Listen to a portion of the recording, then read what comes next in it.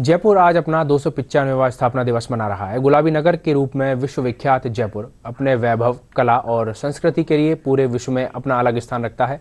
जयपुर स्थापना दिवस के अवसर पर दूरदर्शन की ओर से अगले 10 दिनों तक गुलाबी नगरी के अनछुए पहलुओं से आपको रूबरू कराया जाएगा। इसी कड़ी में आज हमारे संवाददाता गिरधारी पारीक की जयपुर स्थापना पर विशेष प्रस्तुति। यूनेस्को की वर्ल्ड हेरिटेज साइट्स की सूची में शामिल ये शहर अपनी स्थापत्य शैली, किलों और महलों की विरासत और अनूठी सांस्कृतिक परंपराओं के लिए दुनिया भर में अपना एक अलग मुकाम रखता है। 18 नवंबर 1727 को जयपुर के बेहद प्रतिभाशाली और गुणी शासक सवाई जय सिंह द्वितीय ने इसकी स्थापना की थी। नक्शे के आधार पर बनने वाला यह उस समय का पहला शहर था। शहर को सुनियोजित तरीके से बसाया गया था और कई चौकड़ियों में विभाजित कर एक दूसरे को समानांतर काटती पर्याप्त चौड़ी सड़कों के साथ शहर का निर्माण हुआ। वास्तुशास्त्र के अनुसार इसकी प्लानिंग की गई थी। 9 ग्रहों के आधार पर 9 चौकड़ियां बनाई गई।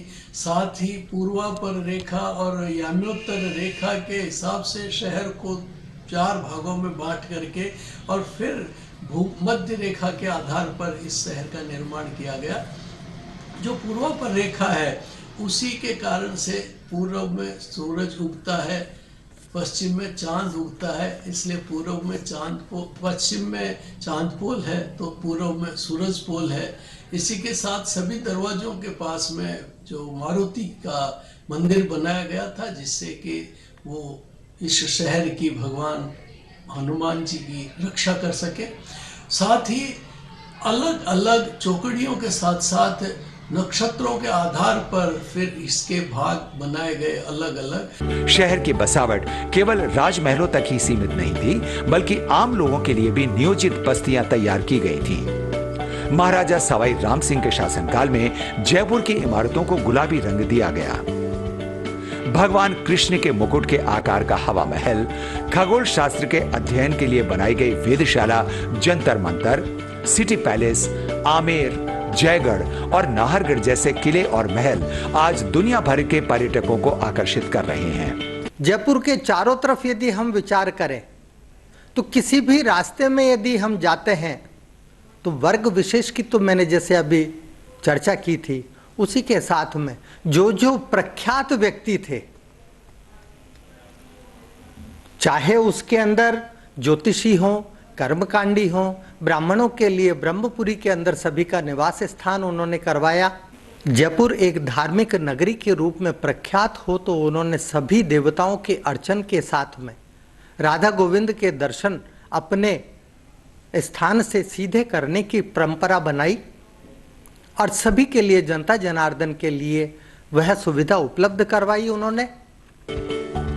अपने स्थापत्य के साथ जयपुर की अपनी सांस्कृतिक परंपरा भी रही है। जयपुर की तीज और गणगौर यहाँ की परंपरा का एक हिस्सा है।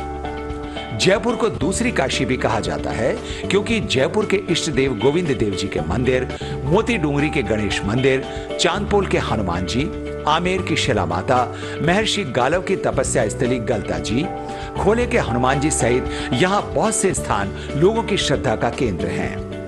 हस्तशिल्प में भी जयपुर अपना कोई मुकाबला नहीं रखता। यहाँ की ब्लू पॉटरी, हैंडीक्राफ्ट, कांच और लाख की चूड़ियां, जूतियां, हैंड प्रिंटेड टेक्सटाइल, चुनरी और बंधेज इसे शॉपर्स पैराडाइज के रूप में अलग पहचान दिलाती हैं। यह काम जयपुर से जो होता है, हस्तकला, मूर्ति कला का काम जो हाथों से होता है, ये गांव ही नहीं, शहरों में, देशों में नहीं, विदेशों तक ये मूर्ति कार्य जाता है, जहाँ उनके घरों की मूर्तियाँ, उनके मंदिरों की मूर्तियाँ जो जयपुर से बनती आ रही है, जैसे राधा कृष्ण की मूर्ति, गणेश जी की मूर्ति, राम दरबार जी की मूर्ति, दुर्गा माँ की मूर्ति, लक्ष्मी माँ की मूर्ति, सरस्वती माँ की, अनेक मूर्तियाँ जो हैं ये जयपुर से ही बन के जाती हैं और ये शोभायमान पूरी दुनिया में बिखेरती हैं, जो हस्तकला से निर्मित है। और सबसे बड़ी बात तो ये कि प्रेम और भाईचारे की एक मिसाल है गुलाबी नगर जयपुर, जहां हर धर्म और संप्रदाय के लोग प्रेम से मिलजुल कर रहते हैं और इस शहर में रहना अपना सौभाग्य मानते हैं। ब्यूरो रिपोर्ट, दूरदर्शन समाचार, जयपुर।